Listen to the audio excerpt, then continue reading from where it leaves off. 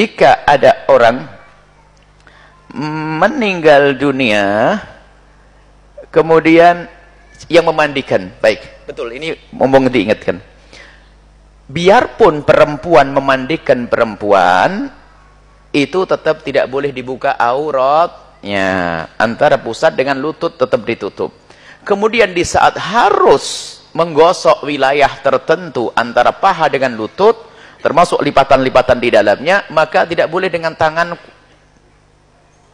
begini, ini tangan kosong, harus dengan sapu, apa namanya, sarung tangan, agar tidak bersentuhan langsung dengan kulitnya. Kalau ternyata tidak ada, cukuplah guyur dari atas, digosok dari atas kainnya. Jadi boleh lipatan kain dimasukkan ke dalamnya, selesai. Seperti itu. Jadi nggak harus pakai kaos tangan. Ya kalau ada, kalau nggak ada, cukuplah. Yang penting, mohon maaf, mungkin ditutupi dengan kain yang lebar, dikasih guyur air dari atas, digosok-gosok, diguyur lagi, gosok-gosok, sudah. Ini bukan mau dibasah, jangan digosok-gosok pakai sikat segala macam sampai ini. Jadi harus dihormat ini mayat. Kemudian setelah dibungkus, ya, kemudian suami boleh memandikannya. Istri boleh memandikan sang suami, biarpun suami adalah bukan mahram, ya kan? Tapi menjadi halal karena sebuah pernikahan.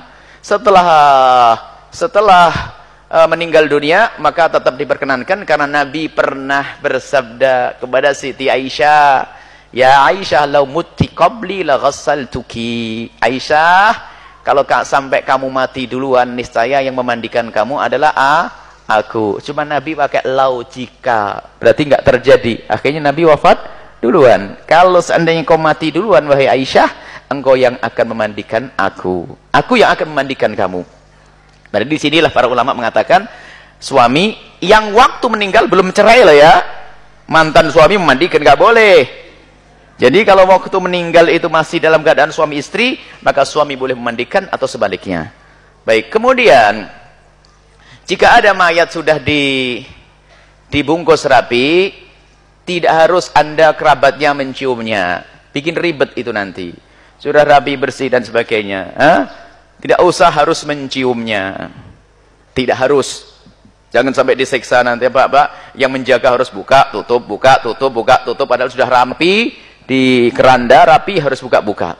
Cuman mungkin karena ada orang dekat dan sebagainya pengen lihat wajah yang terakhir, kemudian orang istrinya atau apa, kalau orang lain ngapain cium-cium? Nggak ada urusan.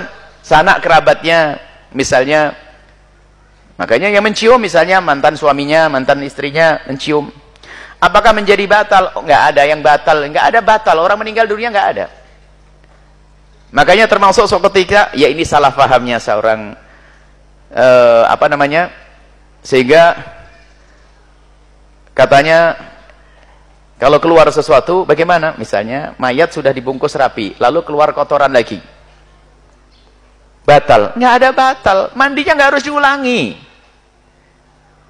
Misalnya keluar kotoran, tinggal dibersihkan saja kotorannya, selesai, bukan harus diulang mandinya. Jadi nggak ada lagi istilah batal bagi orang yang telah meninggal itu. Nggak ada batal wudunya, nggak ada batal mandinya. Jadi nggak ada itu semuanya. Jadi kalau ada suaminya mencium, ya nggak ada masalah. Sudah dikafani dan sebagainya, dicium keningnya, boleh-boleh saja. Itu hanya berlaku untuk suami saja, atau perempuan dengan perempuan, kerap dengannya. Tapi kalau laki-laki mencium keningnya, ngapain kamu tuh urusan dengan mayat itu? Nggak ada urusannya. Jadi nggak akan berlaku itu semuanya. Kamu siapa? Nggak ada urusan. Sepupu, nggak ada urusan. Mantan suami, ya, maksudnya suaminya, baik, suaminya yang meninggal dalam keadaan pernikahan masih ada, maka bolehlah dia mengecup keningnya, dan bukan keharusan. Artinya itu hanya perasaan saja, ingin rasa dekat dan sebagainya. Tapi jangan disiksa yang menjaga mayat, harus bongkar pasang, bongkar pasang, bongkar pasang. Wallahu a'lam bishawab.